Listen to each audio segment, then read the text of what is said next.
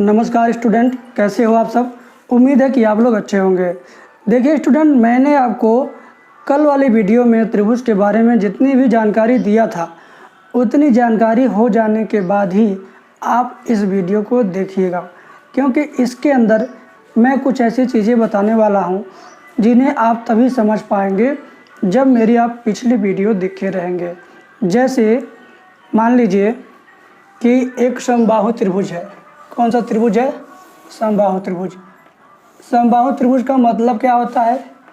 समबाहु त्रिभुज का मतलब होता है कि एक ऐसा त्रिभुज जिसकी तीनों भुजाएं आपस में बराबर हों तथा प्रत्येक कोण 60-60 डिग्री का हो, तो उसे समबाहु त्रिभुज कहते हैं। समबाहु त्रिभुज को लेकर के कई प्रकार का क्वेश्चन बनेगा। जैसे पहला क्वेश्चन ये बन सकता है कि क्या समबाहु त्रिभुज में लंबार्धक, माध्यिका, कोणोकार्धक, लंब केंद्र, क्या ये सारी रेखाएं एक ही होती हैं या अलग अलग होती हैं? इससे संबंधित प्रश्न आ जाएगा। मेरी बात को सुनिएगा, समझिएगा मैं क्या बताने वाला हूँ। जैसे मान लीजिए कि अगर हम लंबार्धक शीर्ष लंब डालें, ऐसे नीचे शीर्ष लंब डालें तो भी यही रेखा आई। माध्यिका अगर माध्यिका खींचेंगे तब भी यही रेखा बनेगी। अगर कोणिकार्धक करेंगे तब भी यही रेखा होगी। मेरी बात को समझिएगा, ध्यान से समझिएगा कि समबाहु त्रिभुज में कोणों को अर्धक करने वाली रेखा, शीर्ष लंब वाली रेखा, माध्यिका वाली रेखा, तीनों क्या होती है? एक ही होती है। पॉइंट आपको मैं बता रहा हूँ, ये कोई नहीं बताएगा, इतनी बारीक चीज़ कोई नहीं बताएगा। बहुत बारीक चीज़ है, ज़रा आप सुनिए कि क्या समबाहु त्रिभुज में शीर्ष लंब और कोणोकार्धक और माध्यिका, ये तीनों अलग अलग रेखाएं होती हैं कि एक ही रेखा होती है? ज़रा आप बताइए इसको। ये समबाहु त्रिभुज में तीनों एक ही होती है। कैसे? आप लंबार्धक करो, शीर्ष लंब डालोगे तब भी यही रेखा आएगी, कोणों का आधा करोगे तब भी यही रेखा आएगी, माध्यिका खींचोगे तब भी यही रेखा आएगी। यानी समबाहु त्रिभुज में तीन चीज़ें एकदम सेम हो जा रही हैं। कौन कौन? शीर्ष लंब, माध्यिका और कोणों का आधक।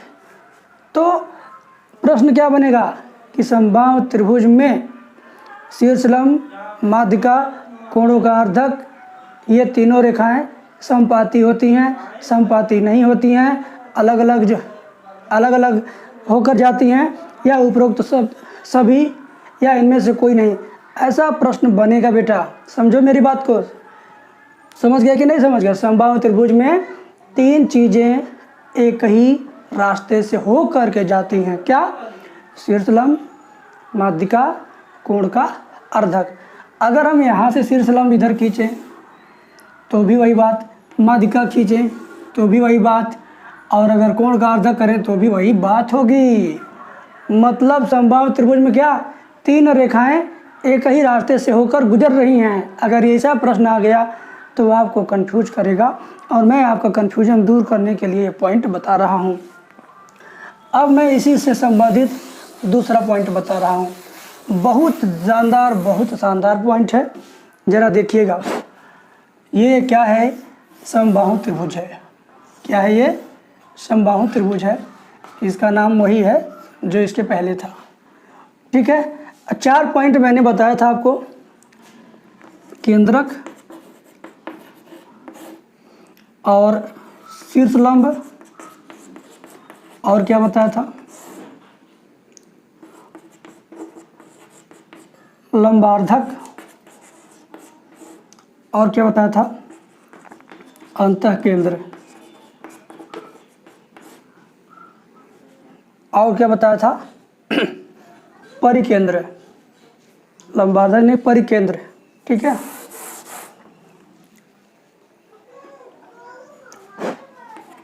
परिकेंद्र। बड़े गौर से देखिएगा, बड़े ही गौर से देखिए। अंतः केंद्र को छोड़ दीजिए, अंतः केंद्र इस पॉइंट में सम्मिलित नहीं है। शीर्ष लंब, लंबार्धक, कोणकार्धक नहीं, केंद्रक, लंब केंद्र, परिकेंद्र, अंतकेंद्र।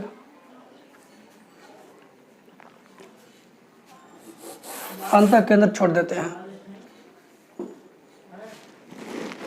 अब देखिए, केंद्रक, शीर्षलंब और परिकेंद्र, ये तीनों समबाहु त्रिभुज में कहाँ होते हैं? ये तीनों समबाहु त्रिभुज में एक ही बिंदु पर होते हैं।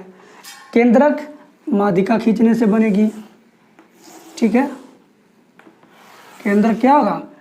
ये माध्यिका खींचने से केंद्रक बन गया। शीर्ष लंब डालेंगे तभी वही बात होगी। तो शीर्ष लंब का भी यही बिंदु है और परिकेंद्र का भी यही बिंदु है, ठीक है।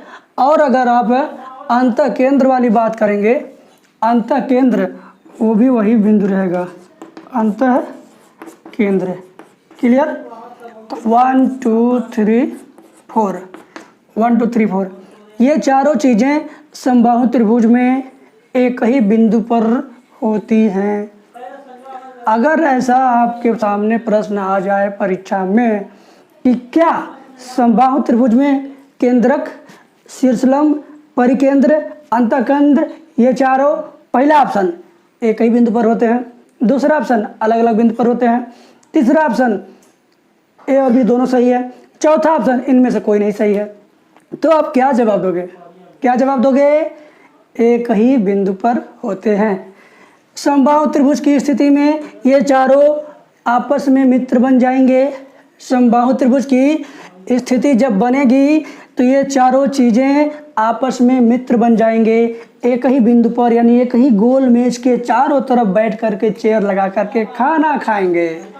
बस इस बात को याद रखना मेरे बच्चे, मेरे भोले भाले स्टूडेंट, कि समबाहु त्रिभुज में ये चारों दोस्त बन जाएंगे और एक ही टेबल पर, एक ही गोल मेज पर बैठ करके बिरयानी खाएंगे।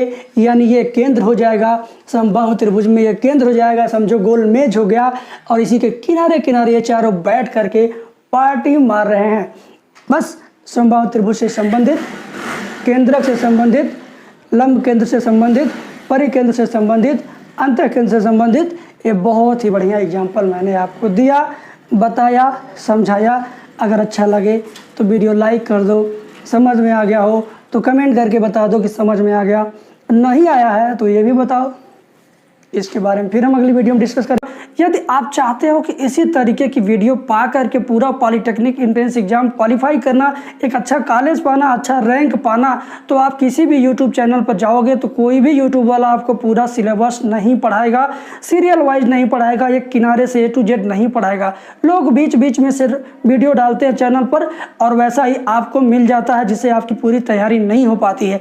यदि आपको चाहिए 50 चैप्टर, इस तरीके से 50 चैप्टर कंप्लीट मैथ चाहिए, 24 चैप्टर फिजिक्स चाहिए और 24 चैप्टर केमिस्ट्री चाहिए और साथ में 2300 क्वेश्चन का PDF क्वेश्चन चाहिए।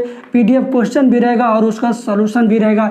ये सारी चीज़ें यदि आप चाहते हैं कि आपको मिल जाए और आपकी परीक्षा अच्छे से निकल जाए, आप एक अच्छा रैंक पा सको और एक अच्छे कॉलेज में एडमिशन पा सको, तो इसके लिए क्या करना है, आपको मेरे व्हाट्सएप नंबर 7525 81 80 38 पर POLY पॉली लिख करके व्हाट्सएप करना है। हम आपको ये सारी चीज़ें देंगे लेकिन थोड़ी सी फीस लेंगे। आप अगर इतनी चीज़ें मार्केट में जाकर पढ़ेंगे, किसी कोचिंग सेंटर पर, किसी शहर में या कहीं भी गांव में, तो कोई आपसे 5000 लेगा इतना सारा चीज़ पढ़ाने का, कोई आपसे 4000 रुपये लेगा, कोई आपसे 3000 रुपये लेगा, कोई आपसे 2000 लेगा। यदि गांव में भी पढ़ोगे इतना सारा पढ़ाने का, आपसे 2000 तो कम से कम लिया ही जाएगा। तो मैं आपको इतनी सारी चीज़ें दे रहा हूँ, ना 5000 में, ना 4000 में, ना 3000 में, ना 2000 में, मात्र ये सारी चीज़ें हटा दिया जाए तो मात्र मैं आपको 500 रुपये में ये सारी चीज़ें दे रहा हूँ। ये 500 रुपये इतना कम इसलिए रखा गया है कि गरीब से गरीब स्टूडेंट भी इस फीस को पे करके अपनी पढ़ाई कर सके और अच्छे कॉलेज में एडमिशन लेकर के अपना भविष्य अच्छा बना सके। तो ये रहा थोड़ा सा आपके लिए ज़रूरी सूचना, मुझे लगा बताना उचित है तो मैंने बताया। चलिए अब हम लोग सॉल्व करते हैं।